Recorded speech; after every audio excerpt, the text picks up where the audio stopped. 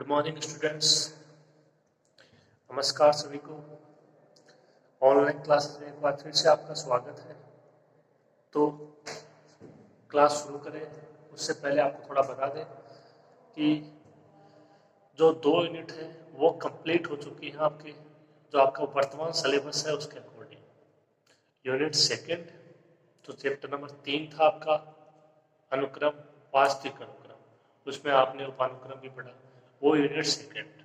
उसके बाद में यूनिट 4 जो कि चैप्टर नंबर 6 रीमान समाकलनी, तो उसमें आपने डार्बू योग पढ़ा, रीमान समाकलनी पढ़ा, विशेष वर्ग के अंतर्गत कुछ थ्योरम की, फंडामेंटल थ्योरम पढ़ी, मीन वैल्यू थ्योरम पढ़ी, एग्जाम्पल भी किए, ऊपरी रीमान समाकलन, निम्न रीमान समाकलन की। ठीक है, ये प्रोसेस था।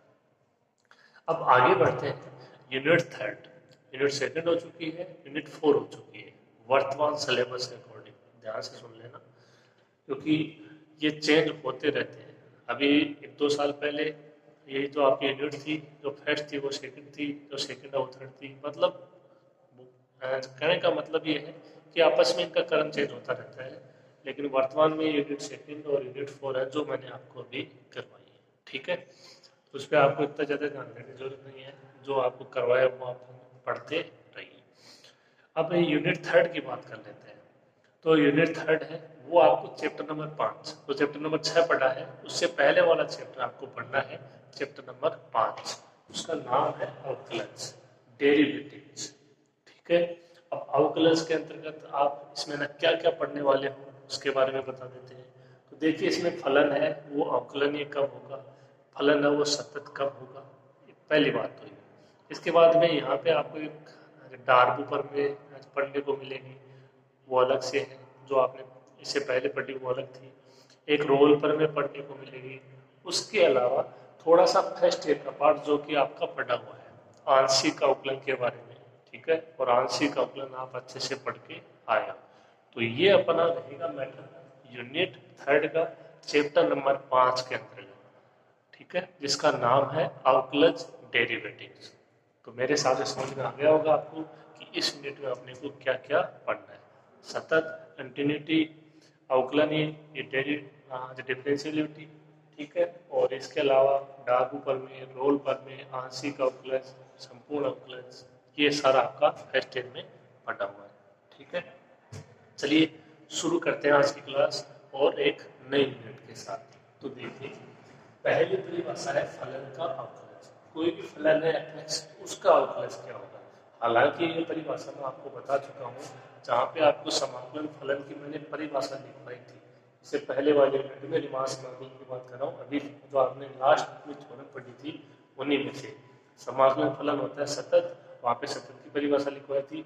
समाकलन फलन होता है अवकलनीय, वहाँ पे अवकलन की परिभाषा। ठीक है, तो वहाँ पे भी मैं लिखवा चुका हूँ, वहाँ पे बता भी चुका हूँ, और यहाँ पे इसको दोबारा देख लीजिए आप। ओके, देखिए पहली परिभाषा फलन का अवकलज।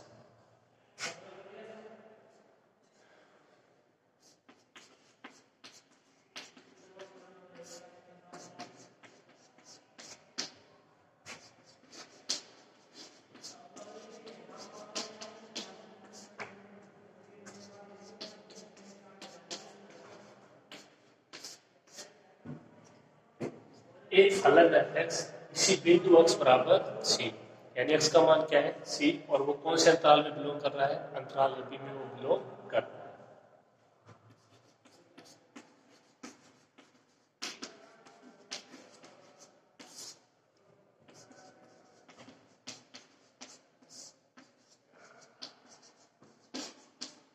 तो फलन f(x) है वो बिंदु x बराबर c पर अवकलनीय कहलाता है। ये थी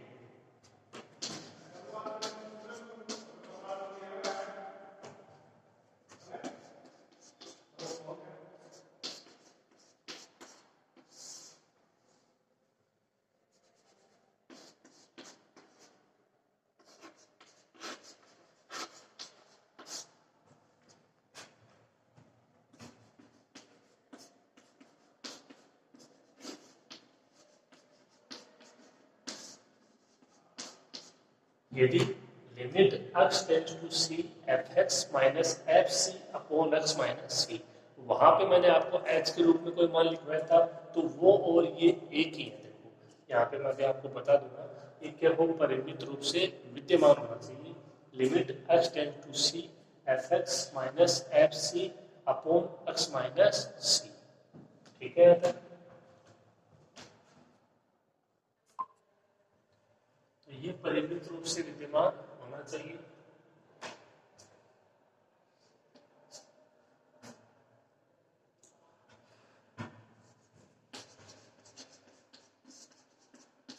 अर्थात अब देखो इसका प्रतीक चिन्ह क्या होगा, तो इसका प्रतीक चिन्ह होगा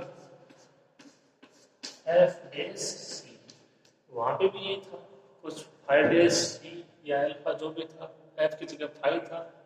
ठीक है, तो आप देख सकते हो दोनों में जो तुलना करते हो तो दोनों सेम ही है। एफ डेस सी इसका प्रतीक चिन्ह होगा और इसका मान क्या होगा, limit x tends to c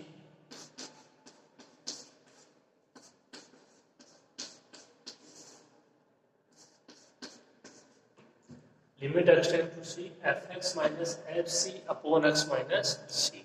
ठीक है, ये इसका मान होगा। ये आप इसको दूसरे तरीके से भी लिख सकते हो, ये हो जाएगा फलन का अवकलन, यानी फलन का अवकलन है देखो, और कहाँ पर है, x बराबर c। तो जो fx है उसका अवकलन f डेस x होता है, तो ये f डेस x ही है, जहाँ पे x का मान क्या है, c है। कोई पॉइंट लिया अपन ने अंतराल a b में, तो ये वही बात है और यहाँ पे भी वही बात है। अब इसका दूसरा रूप देखिए जो वहां पे आपको मैंने लिखवाया था।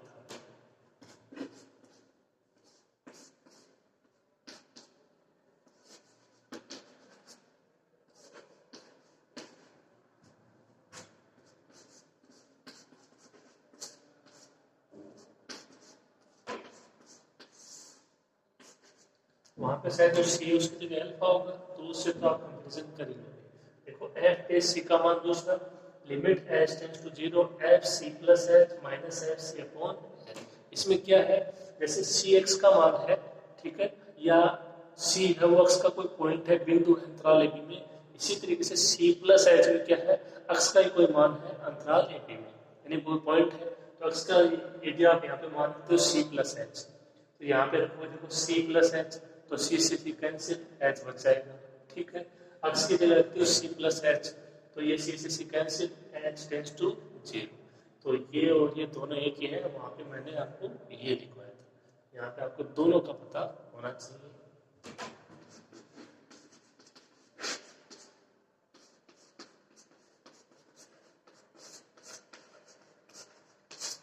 जबकि x is equal to C plus H belongs to A P. ये परिभाषा होगी किसी फलन के अवकलन। आसान सी परिभाषा है, याद हो जाएगी, कोई दिक्कत नहीं। एफ डे सी का मान limit H tends to zero F C plus H minus F C upon H, या यदि एक्स के रूप में हो तो F day C is equal to limit X tends to C F X minus F C upon X minus. ठीक है, note कर लीजिए, अच्छी परिभाषा है, आई हुई परिभाषा है, एग्जाम में आ सकती है। ओके, तो स्टार्ट कीजिए।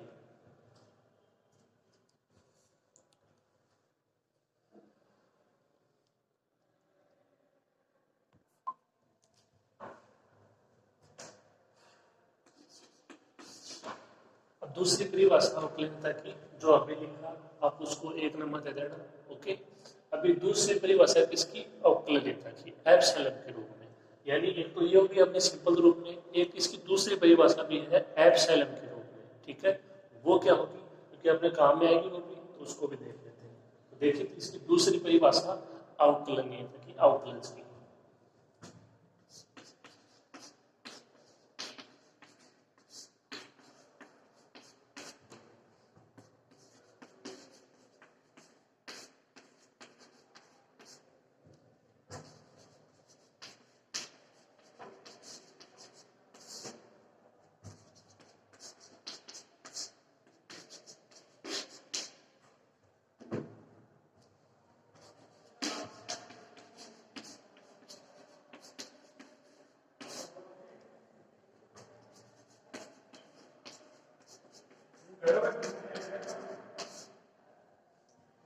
फलन एफ एक्स बिंदु सी पर अवकलनीय होगा, यह अवकलनीय कहलाता है।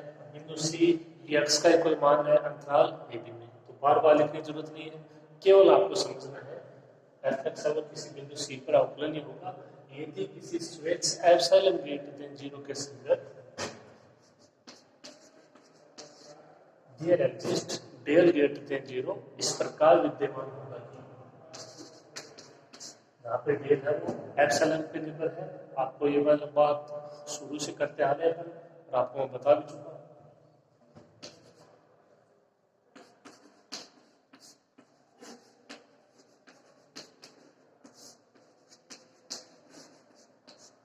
डेल ग्रेटर देन 0 इस प्रकार विद्यमान है कि देखिए कंडीशन क्या होगी,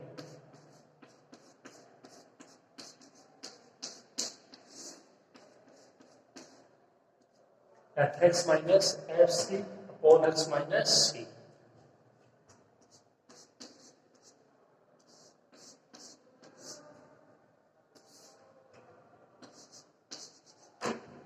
ये कंडीशन होनी चाहिए, ये आपने अभी भी लिखा है, कोई दिक्कत नहीं होगी। F X minus F C upon X minus C, साथ में क्या होगा minus F base C, minus F base C. F base C क्या है, एफ बेस सी है फलन एफ का अवकलज है, यानी एफ बेस एक्स, और कहाँ पर सी पर, तो एफ बेस सी। तो एफ बेस सी वो प्रतीक चिन्ह है इसका फलन एफ के अवकलज का बिंदु सी पर, ठीक है। का मापांक क्या होना चाहिए, लेस देन एप्सिलॉन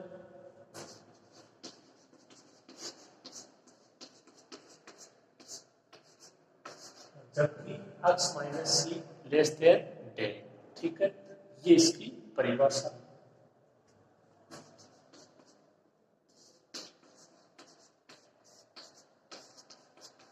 इसको आप ऐसे भी लिख सकते हो,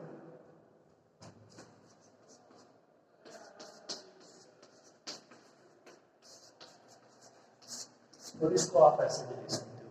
ये रूप मेरे बताए हुए हैं, अनुक्रम वाला चैप्टर था, यूनिट सेकंड थी वास्तविक अनुक्रम, उसको याद कीजिए, ठीक है। तो आप इनको इस प्रकार से भी लिख सकते हो। यह देखो इसको क्या लिख सकते हो, जैसे इसको आपने ये लिखा उसी तरीके से इसको भी लिख सकते हैं, F base C minus epsilon less than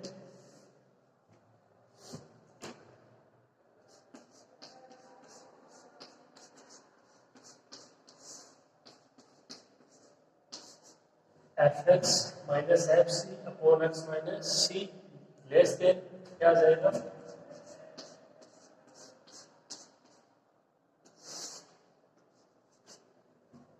F day C plus epsilon, F day C minus epsilon, F day C plus epsilon. जैसे इसको लिखा C minus del C plus del, तो उसी तरीके से आ गया F day C minus epsilon F day C plus epsilon.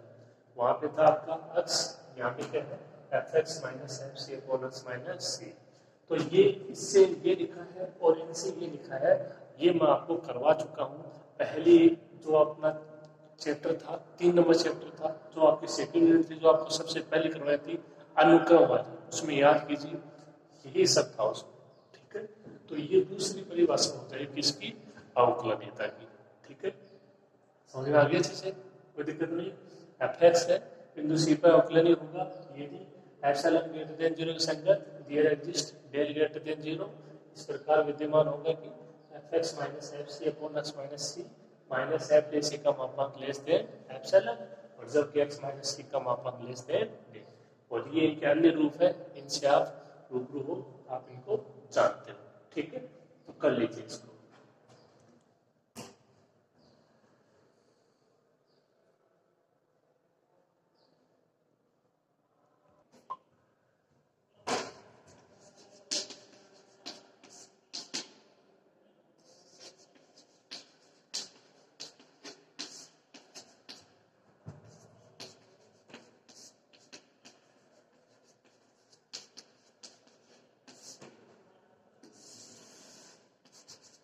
अगली परिभाषा है बाएं अवकलज व दाएं अवकलज। अब आपने अवकलज पढ़ा भी उसकी परिभाषा देखी। अब देखिए बायां अवकलज और दायां अवकलज, इनमें थोड़ा सा डिफरेंस है मात्र। अवकलज वही है, फलन एफ एक्स का किसी बिंदु पर होगा, लेकिन एक होगा बायां अवकलज, एक होगा दायां अवकलज। थोड़ा सा अंतर है, उस अंतर को आपको ध्यान से समझना है, वो आपको याद रखना है। ठीक है, देखिए क्या होती है बायां अवकलज और दायां अवकलज की परिभाषा।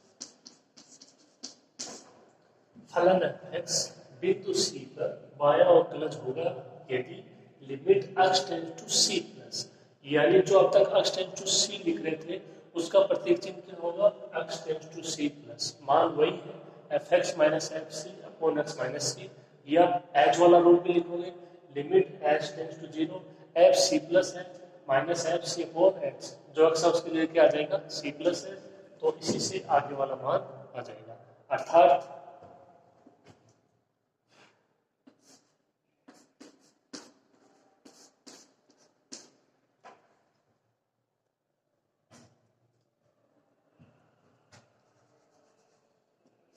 सॉरी बायां अवकलज के लिए आएगा सी माइनस, जो दायां अवकलज होगा उसमें आएगा C plus.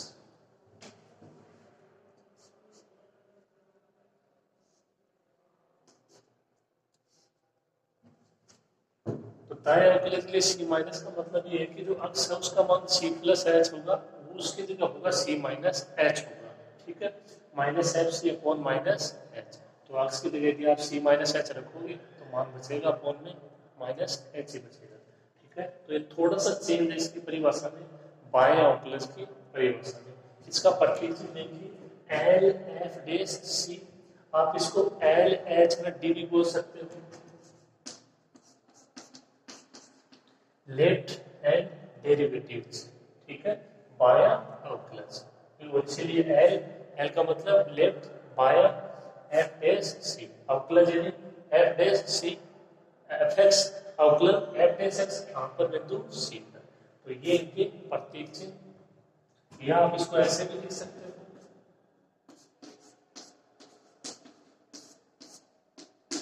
F dash C minus 0, F dash C minus 0।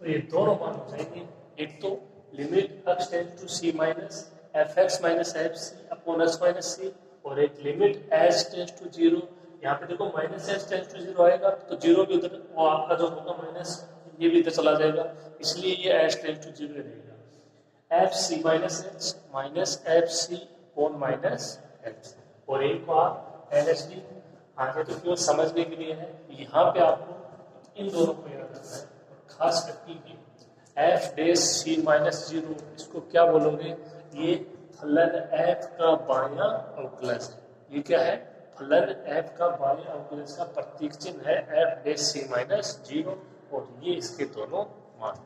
जो परिभाषाएं आज की क्लास में अपनी हो रही है, आप इनको बेसिक समझिए और ये आपके अच्छे से क्लियर होनी चाहिए, तभी इसके एग्जाम्पल और थ्योरम हो पाए। ठीक है, तो आप इसको करिए, फिर बात करते हैं दाएं ऑक्यूलेंस की।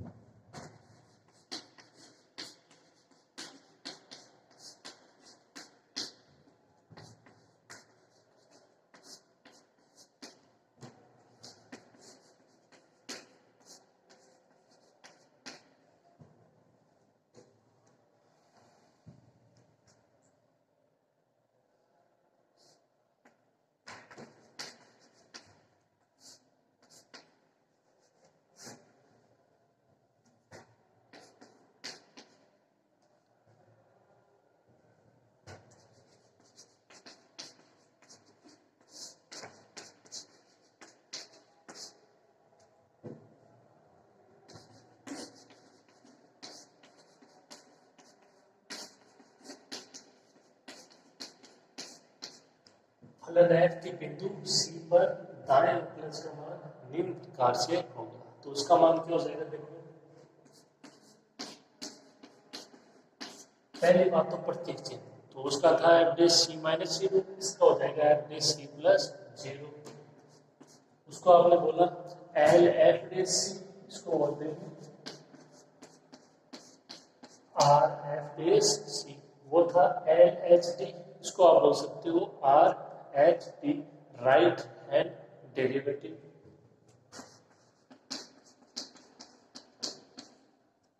ठीक है, तो ये प्रत्येक चिन्ह थोड़ा सा आप याद रखोगे। अब कहाँ पे चेंज होगा मान लें, वहां पे था limit X tends to C minus, यहाँ पे हो जाएगा limit X tends to C plus.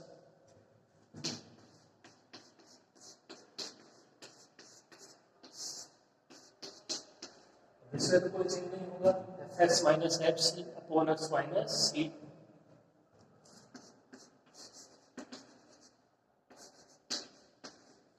अब एक्स की जगह यहाँ पे सी प्लस है, तो एक्स की जगह सी प्लस एच रखोगे तो सी से cancel, H tends to zero.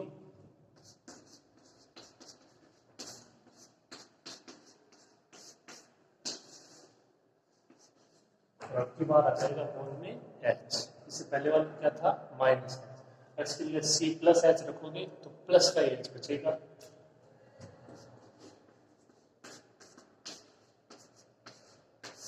ध्यान रखिए एच का मान क्या रहेगा, ग्रेटर देन जीरो, जीरो से छोटा नहीं होगा, यानी माइनस में मान नहीं होगा। ठीक है, तो ये परिभाषा हो गई बाएं ऑक्यूलेंस की और दाएं ऑक्यूलेंस की। ठीक है, इसके अलावा देखिए ये इसके साथ में लिखना,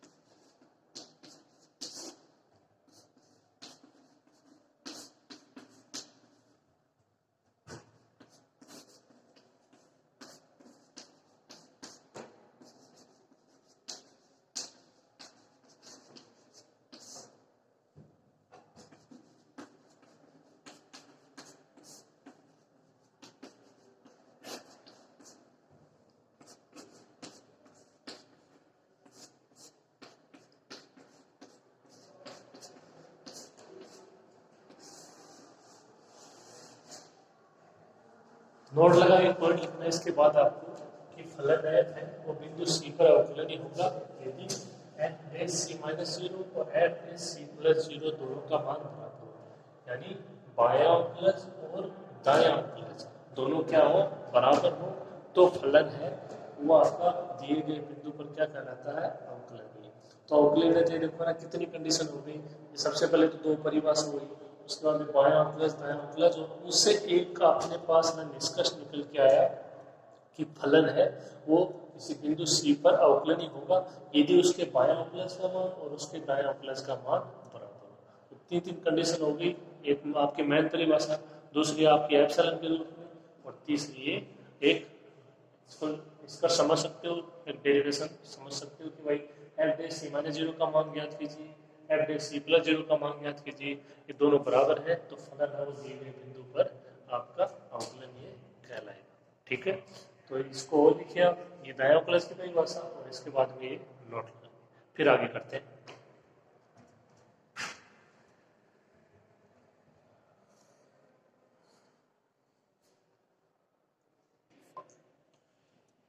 अगली परिभाषा है सातत्य, कंटिन्यूटी, जिसको आप सतत भी बोलते हो।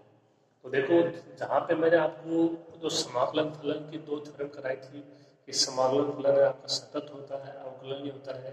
तो जैसे अवकलनीयता की परिभाषा वहाँ पे मैंने आपको लिखवाई थी नोट लगवा के, उसी तरीके से वहाँ पे मैंने सतत की परिभाषा भी लिखवाई थी, सातत्य की परिभाषा भी लिखवाई थी। ये थी देखो, जो मैं यहाँ पे लिख रहा हूँ, वहाँ पे आपका था फलन फाई और बिंदु थे सी प्लस एच और सी। तो आपने प्रूव किया था phi C plus H minus phi C का मापांक लेस देन एप्सिलॉन। वो मैंने वहाँ पे आपको लिखवाया था, अगर आपको थोड़ा बहुत याद है तो देख लीजिए।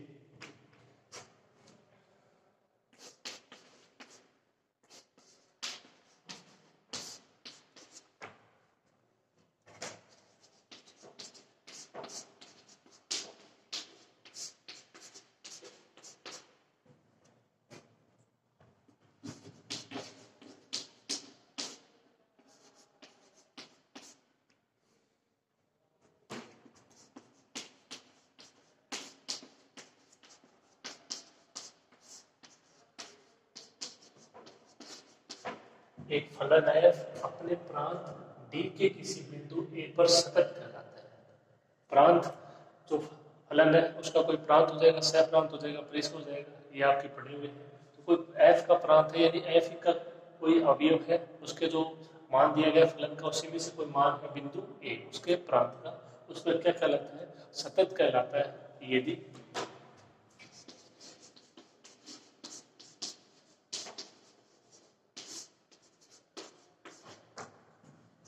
किसी स्विच एप्सिलॉन ग्रेटर देन 0 के संदर्भ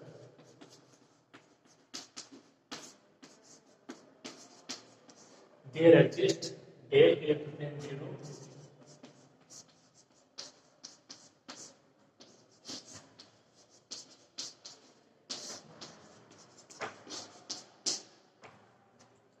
इस प्रकार विद्यमान है कि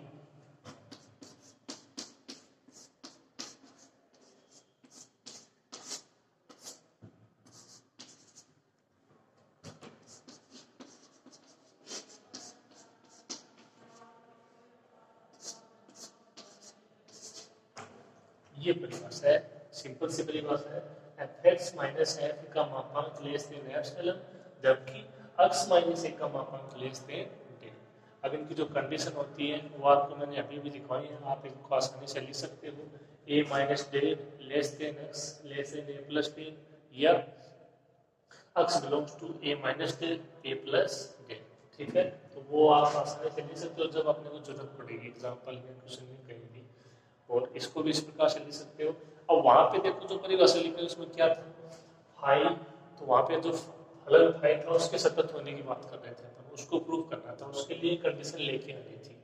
तो एफ की जगह था फाई, तो फाई, एक्स की जगह था सी प्लस एच, तो सी है वो आपके इसी का मान है, कोई फलन एफ है तो वो सी, वहां पे कोई बिंदु था किसका, x is equal to c belongs to अंतराल ए बी।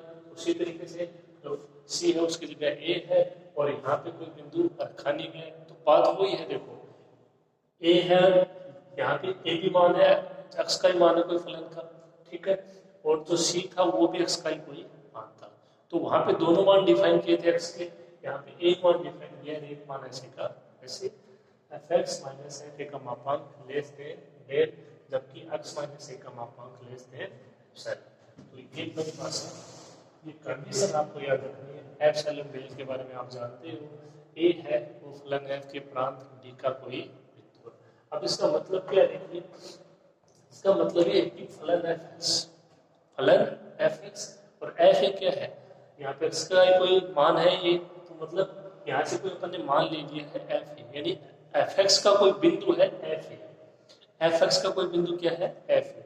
तो फलन एफ एक्स और उस जो आपका फलन है उसका कोई बिंदु एफ ए, उनका अंतर है, उनका मापांक है, वो इच्छा अनुसार एप्सिलॉन से कम किया जा सकता है। लेस देन एप्सिलॉन मतलब उनका अंतर का मापांक है वो एप्सिलॉन से कम किया जा सकता है, जहाँ पे एप्सिलॉन क्या है, ग्रेटर देन 0। ये इसका आप थ्योरेटिकल मतलब निकाल सकते हैं। ठीक है, तो इस परिभाषा को लिख लीजिए।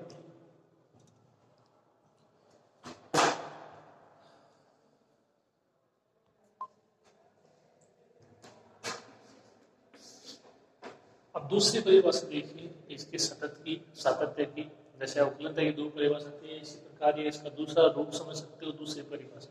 देखो ये काम में अपने आएंगे, इसीलिए हम आपको ये करवा रहे हैं। तो देखिए दूसरी परिभाषा क्या है, ये तो और भी आसान परिभाषा है, देखिएगा।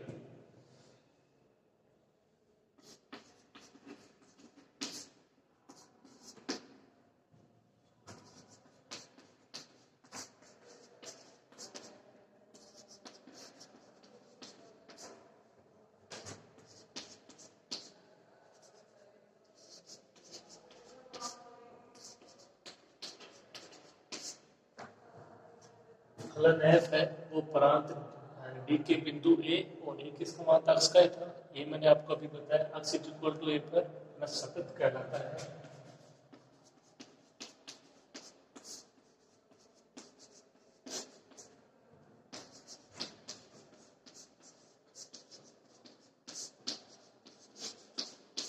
यदि और केवल यदि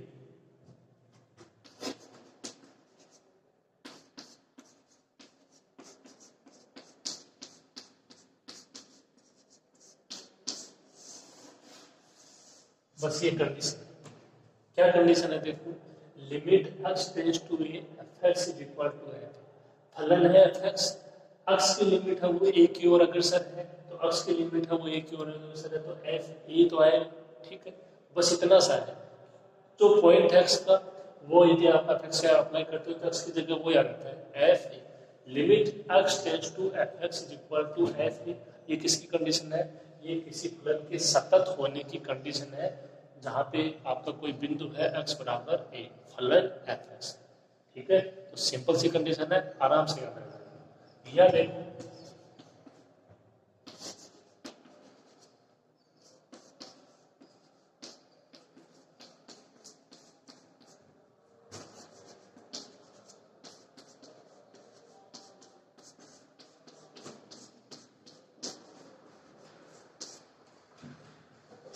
limit x tends to a minus fx, limit x tends to a plus fx equal to f, तो ऐसे कैसे है, यानी ये जो मान है ये मान इसके भी बराबर होगा, ये मान इसके भी बराबर होगा।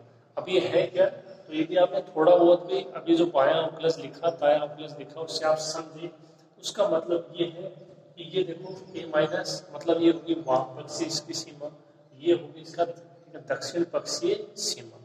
ठीक है, और ये दोनों बराबर होंगे, और ये f है, f का क्या मतलब है कि जो फलन fx है उसका मान इस बिंदु पर x बराबर a, भाई fx है, आप उसमें x बराबर a रखोगे तभी तो ये प्राप्त आएगा, a प्राप्त होगा। ठीक है, तो जो f है वो तो क्या है, फलन fx का जो बिंदु a है उस पर मान, और ये क्या है, तो फलन आपकी इसकी इसको बोल सकते हैं बाईं सीमा और ये दाईं सीमा।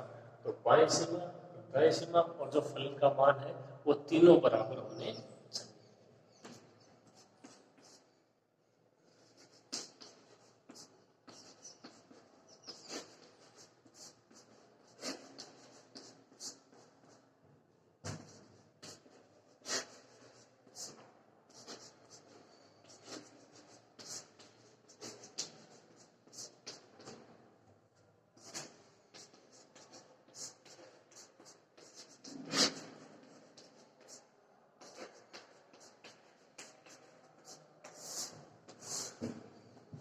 इसका क्या मतलब है, वाम पक्षीय सीमा, ये दक्षिण पक्षीय सीमा, और उसको बोलते हो फलन का बिंदु पर मान जो आपको दिया गया है x इक्वल टू a। ठीक है, तो ये सिंपल परिभाषा है अवकलनीयता की ओर सातत्य। ठीक है, अच्छे से क्लियर हुई होगी आपके, नोट कर लीजिए।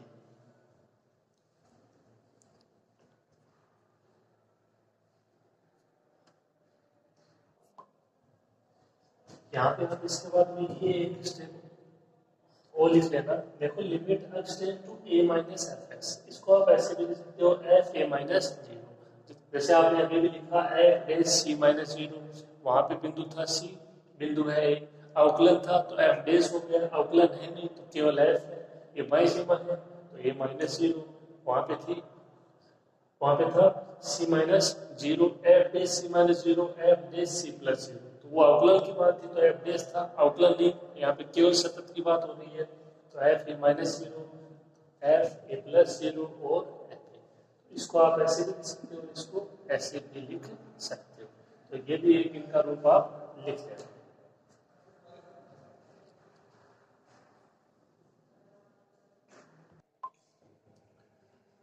अगला देखो विवर्त अंतराल में फलन की अवकलन होता है, तो देखो जो अभी लिखा है वही है, अब जो ये एक ये है एक होगा, इसके बाद संवर्त अंतराल में फलन की अवकलन होता है, तो ये कोई खास परिभाषा नहीं है, लेकिन फिर इनको थोड़ा सा देख लीजिए, जो अभी तक अपन ने पढ़ा है उसी से, ठीक है, तो देखिए थोड़ा सा इनको भी लिख लेते हैं, फिर अपन इसके संबंधित थ्योरम और एग्जाम्पल करेंगे।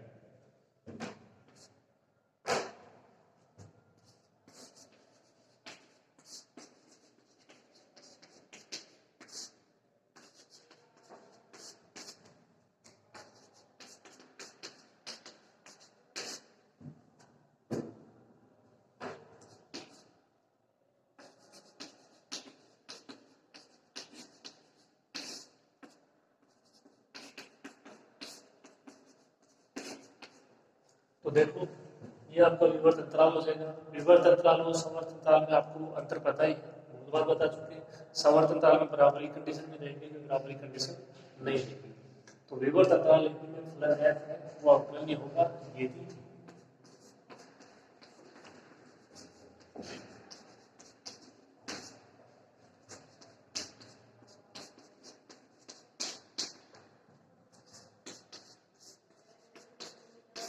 यदि एफ डैश सी विद्यमान हो जहां सी बिलोंग्स टू ए बी, ठीक है, तो एफ डैश सी का मान आप अच्छे से जानते हो,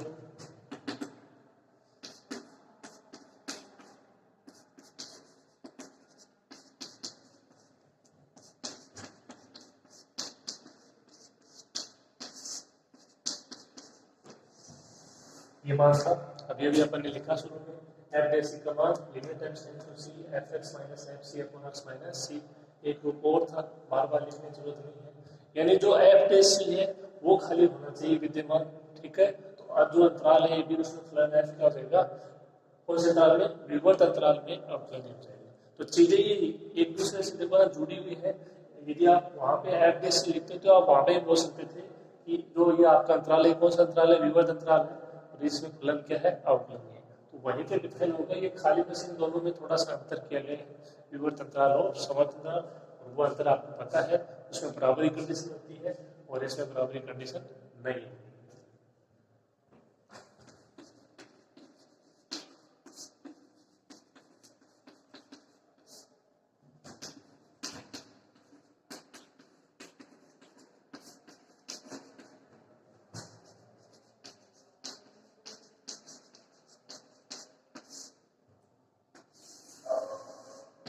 अगला है संवर्त अंतराल में फलन की अवकलनीयता, तो उसमें देखो एक कंडीशन तो यही रहेगी कि एफ डैश सी विद्यमान हो, उसके अलावा दो कंडीशन होना चाहिए कि उसकी जो आपकी वाम पक्षीय या ऐसे बोलो ना उसका बायां उपलज और दायां उपलज भी विद्यमान होना चाहिए, जहाँ पे यदि आप उसमें बिंदु लेते हो सी तो उसका मान एक के बराबर भी होगा और एक के जो डी है उसके भी बराबर होगा, बस इतना सा है, ठीक है।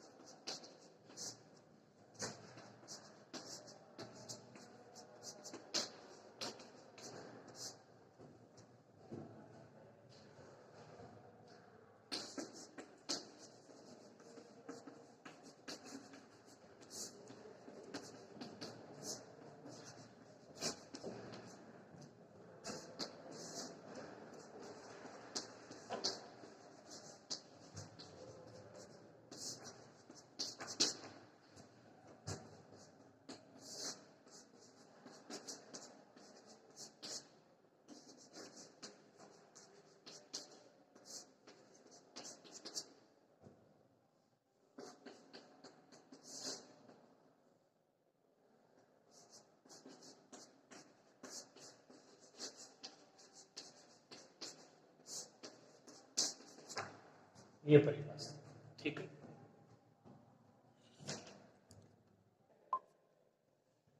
तो देखिए यहाँ पे इस परिभाषा में कुछ थोड़ा बहुत अंतर है, ज्यादा नहीं है। एफ डे सी विद्यमान इसमें है, इसमें भी है, ठीक है। इसको आप आर एफ डे सी समझिए, इसको भी आप एल एफ डे सी समझिए। अंतर ये रहेगा कि जो सी का मान है वो एक के बराबर भी होगा और सी का मान है वो बी के बराबर भी होगा, ठीक है। तो एक के बराबर भी होगा और बी के बराबर भी होगा। आर एफ डैश ए विद्यमान होना चाहिए। अब आप इसको दूसरी तरीके से भी अप्लाई कर सकते हो। F dash A plus zero, F dash B minus zero, वो भी विद्यमान होना चाहिए। ये तीन कंडीशन है। तो संवर्त अंतराल एक भी में कोई आपका फलन है वो परिभाषित है, और वो क्या है, अवकलनीय होगा। कौन से अंतराल में होगा? उस अंतराल में।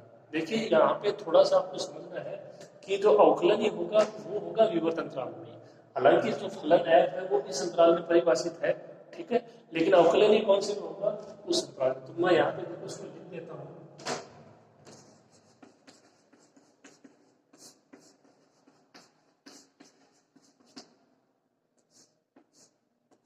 आप इसको ऐसे लिख लेना थोड़ा सा, संवर्त अंतराल ए बी में फलन है, अंतराल ए बी में अवकलनीय होगा।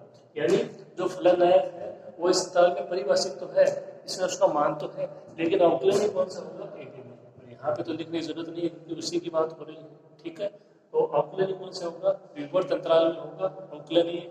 और यहाँ पे परिभाषित फलन है वो कौन से अंतराल में परिभाषित है? विवर्त अंतराल में। और यहाँ पे परिभाषित है वो संवर्त अंतराल में। इसमें कंडीशन एफ डैश सी विद्यमान होना चाहिए, इसमें कंडीशन एफ डैश सी तो विद्यमान होना चाहिए, साथ में आर एफ डैश ए विद्यमान होना चाहिए और एल एफ डैश बी विद्यमान होना चाहिए। अब इनके मान आप ज्ञात करना होंगे किस तरीके से, उनकी अपन चर्चा करेंगे नेक्स्ट क्लास में, ठीक है। यहाँ तक आप इसको अच्छे से लिखना, अच्छे से समझ के इसको पढ़ना, ठीक है। तो ये इनके जो एग्जाम्पल हैं, इनके जो भी मान है, थ्योरम है, उनके बारे में चर्चा करेंगे अपन अगली क्लास में। आज की क्लास में इतना ही हो पाएगा, मिलते हैं अगली क्लास में। तब तक के लिए नमस्कार, पढ़ते रहिए।